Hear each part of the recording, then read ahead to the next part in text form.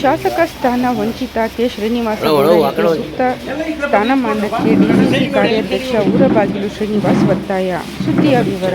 ಕಳೆದ 2023ರ ವಿಧಾನಸಭಾ ಚುನಾವಣೆಯಲ್ಲಿ ಕೋಲಾರ ಕ್ಷೇತ್ರದಿಂದ ಸಿದ್ದರಾಮಯ್ಯ ಅವರು ಸ್ಪರ್ಧೆ ಮಾಡಲಿದ್ದಾರೆ ಎಂದು ಮಾಜಿ ಸಚಿವ ಹಾಗೂ ಅಂತಾರಾಷ್ಟ್ರೀಯ ಸಹಕಾರಿ ಧುರೀಣ ಕೆ. ಶ್ರೀನಿವಾಸ ಗೌಡರು ಕ್ಷೇತ್ರವನ್ನು ತ್ಯಾಗ ಮಾಡಿದ್ದಾರೆ. ಅವರ ತ್ಯಾಗಕ್ಕೆ ಸೂಕ್ತ ಸ್ಥಾನಮಾನವನ್ನು ನೀಡಬೇಕಾಗಿದೆ ಎಂದು ಜಿಲ್ಲಾ ಕಾಂಗ್ರೆಸ್ ಕಾರ್ಯಾಧ್ಯಕ್ಷ ಊರಬಾಗಿಲು ಶ್ರೀನಿವಾಸ್ ರಾಜ್ಯ ಸರ್ಕಾರವನ್ನು ಒತ್ತಾಯಿಸಿದರು. ಸೋಮವಾರ ಜಿಲ್ಲಾ ಕಾಂಗ್ರೆಸ್ ವತಿಯಿಂದ ಇಫ್ಕೋ ಸಂಸ್ಥೆಗೆ ಸತತವಾಗಿ 7ನೇ ಬಾರಿಗೆ ನಿರ್ದೇಶಕರಾಗಿ ಆಯ್ಕೆಯಾದ ಕೆ. ಶ್ರೀನಿವಾಸ ಗೌಡರಿಗೆ ಅಭಿನಂದನೆ ಸಲ್ಲಿಸಿ ಮಾತನಾಡಿದ ಅವರು, ಸಹಕಾರಿ ಧುರೀಣರಾಗಿ ಅಂತಾರಾಷ್ಟ್ರೀಯ ಮಟ್ಟದಲ್ಲಿ ಕೋಲಾರ ಕ್ಷೇತ್ರವನ್ನು ಗುರುತಿಸುವ ನಿಟ್ಟಿನಲ್ಲಿ ಕೆಲಸ ಮಾಡಿದ್ದಾರೆ. ಜೊತೆಗೆ ಕ್ಷೇತ್ರದಲ್ಲಿ ತನ್ನದೇ ಆದ ಹಿಡಿತವನ್ನು ಹೊಂದಿದ್ದಾರೆ. ಸಿದ್ದರಾಮಯ್ಯ ಕೋಲಾರದಲ್ಲಿ ಸ್ಪರ್ಧೆ ಮಾಡುತ್ತಾರೆ ಎಂಬ ಕಾರಣದಿಂದ ಅವರು ನಿಲ್ಲುವುದಿಲ್ಲ ಎಂದಿದ್ದರು. ಆಗ ಅವರಿಗೆ ಸ್ಪರ್ಧೆ ಮಾಡಲು ಅವಕಾಶ ನೀಡಬೇಕಾಗಿತ್ತು. ಆದರೂ ಅವರು ತ್ಯಾಗ ಮಾಡಿ ಬೇರೆಯವರಿಗೆ ಬಿಟ್ಟುಕೊಟ್ಟು ಕಾಂಗ್ರೆಸ್ ಗೆಲುವಿಗೆ ಸಹಕಾರಿಯಾಗಿದ್ದಾರೆ.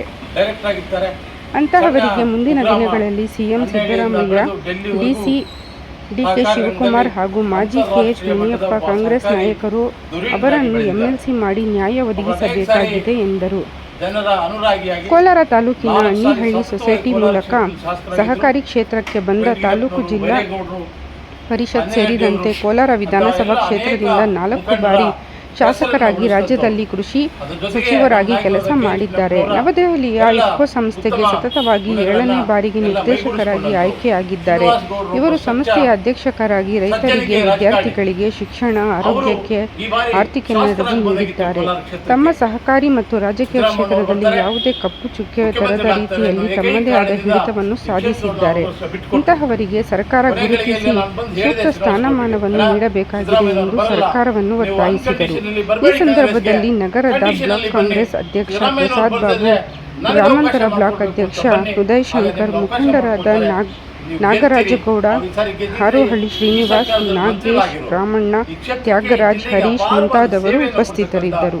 ಅವರ ಮನೋಭಾವ ಎಲ್ಲ ಆತ್ಮೀಯ ಬಂಧುಗಳು, ಕೋಲಾರ ಜಿಲ್ಲಾ ಕಾಂಗ್ರೆಸ್ ವತಿಯಿಂದ ಕೋಲಾರ ತಾಲೂಕಿನ ಬ್ಲಾಕ್ ಪ್ರೆಸಿಡೆಂಟ್ ಪ್ರಸಾದ್ ಬಾಬು ಮತ್ತು ನಮ್ಮ ಉದಯ ಶಂಕರಣ್ಣವರ ನೇತೃತ್ವದಲ್ಲಿ ಎಲ್ಲ ಮುಖಂಡರು, ಶ್ರೀನಿವಾಸು, ನಾಗರಾಜು, ದೇವಣ್ಣು, ರಾಮಣ್ಣು, ನಾಗೇಶು ಮತ್ತು ಹರೀಶು ಮತ್ತು ಎಲ್ಲ ನಮ್ಮ ಸಹಕಾರಿ ರಂಗದ ಮುಖಂಡರೆಲ್ಲರೂ ಕೂಡ ನಮ್ಮ ನೆಚ್ಚಿನ ನಾಯಕರಾದ ಶ್ರೀನಿವಾಸ ಗೌಡರಿಗೆ ಒಂದು ಸಣ್ಣ ಸನ್ಮಾನವನ್ನು ಅವ್ರ ಮನೆಯಲ್ಲೇ ಕೂಡ ಮಾಡ್ತಾ ಇರೋದು.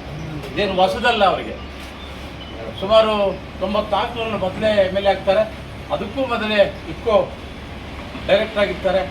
ಸಣ್ಣ ಕುಗ್ರಾಮ ಅಣ್ಣಹಳ್ಳಿಯಿಂದ ಬೆಳೆದು ಡೆಲ್ಲಿವರೆಗೂ ಸಹಕಾರಿ ರಂಗದಲ್ಲಿ ಅಂತಾರಾಷ್ಟ್ರೀಯ ಮಟ್ಟದ ಒಬ್ಬ ಸಹಕಾರಿ ಧುರೀಣರಾಗಿ ಬೆಳೆದಿದ್ದಾರೆ.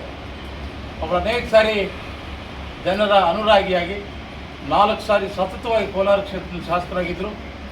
ವೆಂಕಟಗಿರಿಯಪ್ಪನವರು, ಬೈರೇಗೌಡರು, ಆಂಜನೇಯ ರೆಡ್ಡಿಯವರು ಅಂತ ಎಲ್ಲ ಅನೇಕ ಮುಖಂಡರ ಹೆಸರನ್ನು ಉಳಿಸಿದಂಥವ್ರು. ಅದ್ರ ಜೊತೆಗೆ ನಮ್ಮ ನಾಯಕರಾದ ಕೆಎಚ್ ಮುನಿಯಪ್ಪನವರ ಎಲ್ಲ ಉತ್ತಮ ಗುಣಗಳನ್ನು ಎಲ್ಲ ಮೈಗೂಡಿಸ್ಕೊಂಡಂಥವ್ರು. ಶ್ರೀನಿವಾಸ ಗೌಡರು ಒಬ್ಬ ಸಜ್ಜನಿಕೆ ರಾಜಕಾರಣಿ. ಅವರು ಈ ಬಾರಿ ಶಾಸಕರಾಗಬಹುದಾಗಿತ್ತು ಕೋಲಾರ ಕ್ಷೇತ್ರಕ್ಕೆ. ಸಿದ್ದರಾಮಯ್ಯನವರು ಬರ್ತಾರೆ, ಮುಖ್ಯಮಂತ್ರಿಗಳಾಗ್ತಾರೆ ಅನ್ನೋ ಏಕೈಕ ಕಾರಣದಿಂದ ಈ ಕ್ಷೇತ್ರವನ್ನು ಅವ್ರಿಗೋಸ್ಕರ ಬಿಟ್ಟುಕೊಟ್ರು. ಕೊನೆ ಗಳಿಗೆಯಲ್ಲಿ ನಾನು ಬಂದು ಹೇಳಿದೆ ಶ್ರೀನಿವಾಸ ಗೌಡರಿಗೆ, ಸಿದ್ದರಾಮಯ್ಯನವರು ಬರಲ್ಲ, ನೀವು ಅನ್ಕಂಡೀಷನಲ್ಲಿ ಬರಬೇಡಿ, ಕಾಂಗ್ರೆಸ್ಗೆ ಕಂಡೀಷನಲ್ಲಿ ಬನ್ನಿ.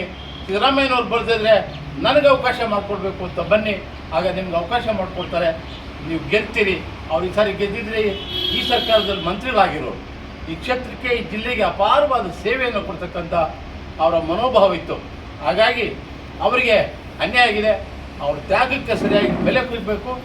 ಮುಂದೆ ಈಗ ಬರೋ ತಿಂಗಳು ಏನು ಖಾಲಿ ಆಗ್ತದೆ ವಿಧಾನ ಪರಿಷತ್ ಸದಸ್ಯತ್ವ ಸ್ಥಾನಗಳು, ಆ ಸ್ಥಾನಗಳಲ್ಲಿ ಅವ್ರಿಗೊಂದು ಅವಕಾಶ ಮಾಡಿಕೊಡ್ಬೇಕು ಅಂತ ಮುಖ್ಯಮಂತ್ರಿಗಳ ಸಿದ್ದರಾಮಯ್ಯನವ್ರನ್ನ, ಡಿಕೆ ಶಿವಕುಮಾರ್ನ, ಕೆಎಚ್ ಮುನಿಯಪ್ಪನವ್ರನ್ನ ಆ ಮುಖಂಡತ್ವ ವಹಿಸಬೇಕು, ಅವ್ರಿಗೆ ಅವಕಾಶ ಮಾಡಿಕೊಡ್ಬೇಕು ಅಂತ.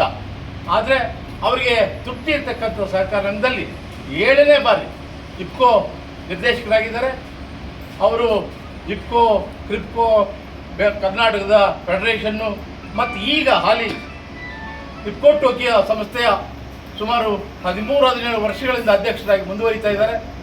ಅವರಿಂದ ಅನೇಕ ಬಡಬಗ್ಗರಿಗೆ, ರೋಗಿಗಳಿಗೆ ಅನೇಕ ರೀತಿಯ ಸಹಾಯಗಳಾಗಿದ್ದಾವೆ. ನಾವೆಲ್ಲ ಕಣ್ಣಾರೆ ನೋಡ್ತಾ ಇದ್ದೀವಿ. ಅದರಿಂದ ಅವರಿಗೆ ಭಗವಂತ ಆರೋಗ್ಯವನ್ನು ಕೊಡಲಿ. ಆರೋಗ್ಯವನ್ನು ಕೊಟ್ಟು ನಮ್ಮೆಲ್ಲರ ಬೆಳವಣಿಗೆಗೆ ಅವರ ನಾಯಕತ್ವದಲ್ಲಿ ನಮಗೊಂದು ಅವಕಾಶ ಮಾಡಿಕೊಡ್ತಕ್ಕಂಥ ಕೆಲಸವನ್ನು ಅವ್ರು ಮಾಡಬೇಕು. ಅವರಿಗೆ ಈ ಸರ್ಕಾರ ಹೆಚ್ಚಿನ ಶಕ್ತಿ ಕೊಡಬೇಕು ಅಂತೇಳಿ ನಾನೆಲ್ಲ ಮುಖಂಡರು ಕೂಡ ಈ ಮೂಲಕ ಮನವಿ ಮಾಡ್ತೀನಿ. ನಮ್ಮನ್ನೆಲ್ಲ ಕರೆದು ನಮ್ಮ ಒಂದು ಈ ಸನ್ಮಾನಕ್ಕೆ ನಮ್ಮನ್ನು ಪಾತ್ರ ಮಾಡೋದಕ್ಕೆ ಶ್ರೀನಣ್ಣನಿಗೆ ಧನ್ಯವಾದಗಳು. ಅದೇ ರೀತಿಯಾಗಿ ನಮ್ಮ ಶ್ರೀನಿವಾಸ್ ಗೌಡರು ಭಾಳ ಅಳುಬರು ರಾಜಕಾರಣದಲ್ಲಿ, ನಮ್ಮ ಅವಾಗಲೇ ಶ್ರೀನಣ್ಣ ಹೇಳಿದ್ರು ಭಾಳ ಉತ್ತಮವಾದ ರಾಜಕಾರಣಿ ಅಂದ್ಬಿಟ್ಟು. ಖಂಡಿತವಾಗ್ಲೂ ನಮ್ಮ ಶ್ರೀನಿವಾಸ್ ಗೌಡರು ಭಾಳ ಅರ್ಥಪೂರ್ವಕವಾದ ರಾಜಕಾರಣ ಮಾಡ್ಕೊಂಡು ಬಂದಿದ್ದಾರೆ ಅಂತ ಹೇಳೋದು ತಪ್ಪಾಗೋದಿಲ್ಲ. ಮುಂದಿನ ದಿನ ಅವ್ರಿಗೆ ಒಳ್ಳೆ ಪದವಿ ಸಿಕ್ಕಿ, ಒಳ್ಳೆ ಉನ್ನತ ಸ್ಥಾನ ಸಿಕ್ಕಿ ಉಪ ಅಧ್ಯಕ್ಷರು ಆಗಲಿ ಅಂತ ನಾವು ಆರೈಕೆ ಮಾಡ್ತಾ ಇದ್ದೀವಿ. ಸಿಹಿ ಸ್ವಲ್ಪ ತಿನ್ಸೋಣ.